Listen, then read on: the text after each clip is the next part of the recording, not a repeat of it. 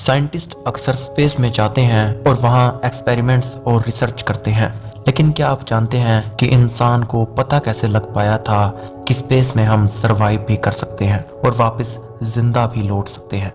इसका जवाब है हैम द चिंप। यह वह पहला जानवर है जिसने स्पेस में उड़ान भरी और वापस सक्सेसफुली लैंड भी कर पाया था। जब हैम स्पेस में जाकर वापस आया तो हमें पता लग पाया था कि इंसान स्पेस में सरवाइव भी कर सकता है। हैम के कुछ ही समय बाद पहला इंसान स्पेस में जाता है। उसका नाम था यूरी गैगारिन और नील आर्मस्ट्रांग पहले इंसान बने थे जिन्होंने चांद पर पहला कदम रखा था। आज मैं आपको बताऊंगा कि हैम चिंपैंजी कैसे स्पेस में गया और वापस जिंदा लौटा था। एक ही बात कहूंगा, वीडियो को एंड तक जरूर देखिएगा। इस प्रोजेक्ट से पहले भी 1950s की शुरुआत में काफी जानवरों को यूएस मिलिट्री ने स्पेस रिलेटेड काम के लिए यूज किया था। जैसे चूहों, बंदरों को स्पेस के लिए यूज किया गया था, यह पता लगाने के लिए कि जी फोर्सेस और वेटलेसनेस का रॉकेट और जीवों पर क्या फर्क पड़ता है। उन्हीं में से एक रॉकेट जिसका नाम था एरो B3, यह केवल 8 मीटर लंबा था। यह रॉकेट केवल 60 किलोमीटर की ऊंचाई पर गया, जिस पर 4 जी फोर्सेस और वेटलेसनेस का कुछ ही मिनटों के लिए फर्क पड़ा था। जो भी जानवर इसमें मौजूद था उन पर कोई भी इफेक्ट नहीं पड़ा। इसमें सबसे सुटेबल जानवर बंदर को माना गया, क्योंकि बंदर और चिंपैंजी ह्यूमन से काफी नजदीक बॉडी फंक्शन, स्ट्रक्चर, फिजियोलॉजी रखते हैं। माना जाता है कि जो कुछ भी वे एक्सपीरियंस करेंगे वही हम इंसान भी एक्सपीरियंस करेंगे। दूसरी तरफ यूएस और रशिया में कंपटीशन था कि कौन ज्यादा स्पेस पर रिसर्च कर पाता है। दोनों एक दूसरे से आगे रहने की कोशिश में रहते। रशिया ने पहली सक्सेसफुल सैटेलाइट को धरती की ऑर्बिट में भेजा, जिसका नाम था स्पुतनिक 1। इसके बाद अमेरिका पर और ज्यादा प्रेशर बढ़ गया, क्योंकि वह किसी भी हाल में रशिया से आगे रहना चाहता था। और आखिरकार 1961 में पहले होमिनिड यानी चिंपैंजी को यूएस की नासा ने स्पेस में भेजा, जिस रॉकेट का नाम था मर्करी रेडस्टोन रॉकेट। इसकी लंबाई करीब 25 मीटर थी। इसमें कोई और नहीं बल्कि हैम नाम का चिंपैंजी मौजूद था।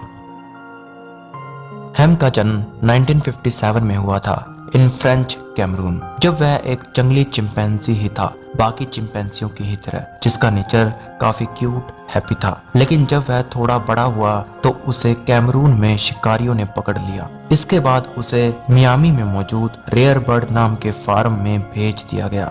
लेकिन अच्छी किस्मत से उसे कुछ ही महीनों के बाद यूएस एयरफोर्स ने खरीद लिया। यूएस एयरफोर्स ने उसका नाम सब्जेक्ट 65 रखा था। दरअसल यूएस को एक काफी इंटेलिजेंट चिंपैंजी की जरूरत थी।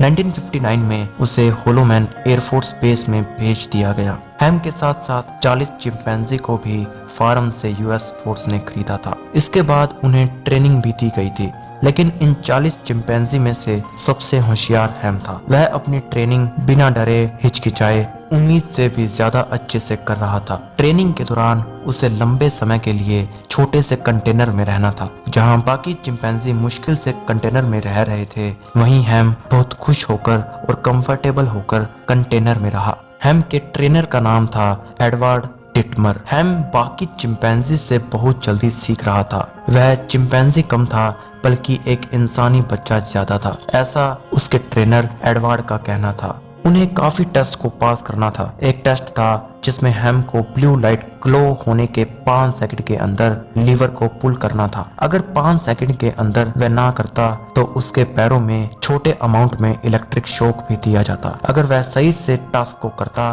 तो उसे कुछ केले दिए जाते। स्पेस में जाने के दौरान उसे स्पेसक्राफ्ट में खाली बैठना नहीं था, बल्कि इंसान की तरह या एस्ट्रोनॉट की तरह कुछ टास्क भी करने थे, जैसे 5 मिनट के लिए जीरो ग्रेविटी पर सरवाइव करना। 31 जनवरी 1961 को हैम पूरी तरह ट्रेंड हो चुका था और मिशन को शुरू किया गया। हैम को डायपर के साथ ड्रेस, पैंट और स्पेस सूट को पहनाया गया। उसकी बॉडी में कुछ सेंसर्स को भी लगाया गया था जो हैम की हार्टबीट, ब्रीथिंग और बॉडी टेम्परेचर को रीड कर रहे थे। हैम को एक कैप्सूल में डाला गया और कैप्सूल को फिर मर्करी रेडस्टोन नाम के रॉकेट में डाला गया। 31 जनवरी 1961 को केप कैनावेरल फ्लोरिडा से रॉकेट को लॉन्च किया गया।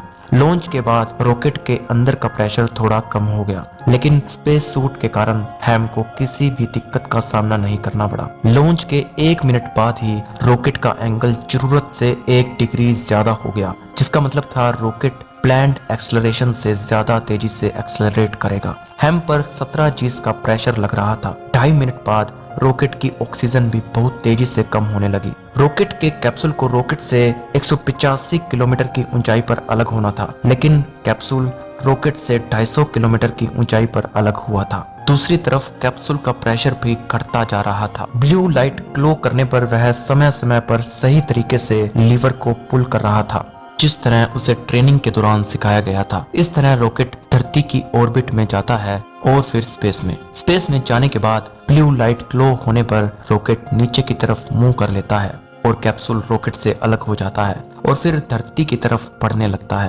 तेजी से धरती की तरफ बढ़ते हुए वह कैप्सूल अटलांटिक ओशियन में आ गिरता है। इसके बाद हैम के कैप्सूल को ढूंढने का रेस्क्यू शुरू हो जाता है। रेस्क्यू शुरू होने के 27 मिनट बाद हैम के कैप्सूल को खोज लिया जाता है।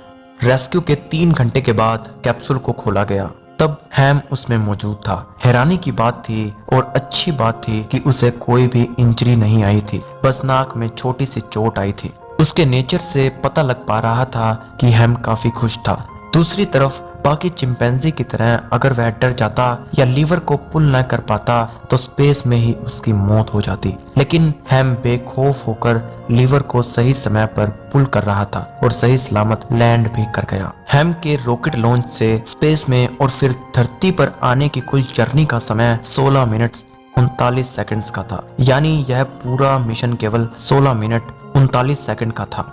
इसके बाद हैम का नाम हैम पड़ा था, जिसका मतलब था होलोमैन एरोस्पेस मेडिकल सेंटर। इससे पहले हैम का नाम सब्जेक्ट 65 था। इसी तरह हैम पहला जीव बना जो स्पेस में जाकर धरती पर जिंदा वापस लौटा। इसके बाद हैम को अवार्ड से सम्मानित किया जाना चाहिए था, लेकिन उसे कोई भी सम्मान नहीं दिया गया, बल्कि एक जू में भी भेज दिया गया। इसके बाद वह 17 साल तक जिंदा रहा। उस जू का नाम था नेशनल जू, जो कि वाशिंगटन डीसी में मौजूद है, और आखिरकार 1983 में उसकी मौत हो गई। साइंटिस्ट ने यह तय किया था कि हैम की डेड बॉडी को संभालकर स्मिथसोनियन म्यूजियम में रखा जाएगा, लेकिन लोग इस डिसीजन से नाखुश थे। लोग चाहते थे कि हैम को दफन किया जाए, इसीलिए हैम की हड्डियों को US national museum of health and medicine में रखा गया, जो आज भी मौजूद है, और बाकी बॉडी पार्ट्स को international space hall of fame में दफना दिया गया।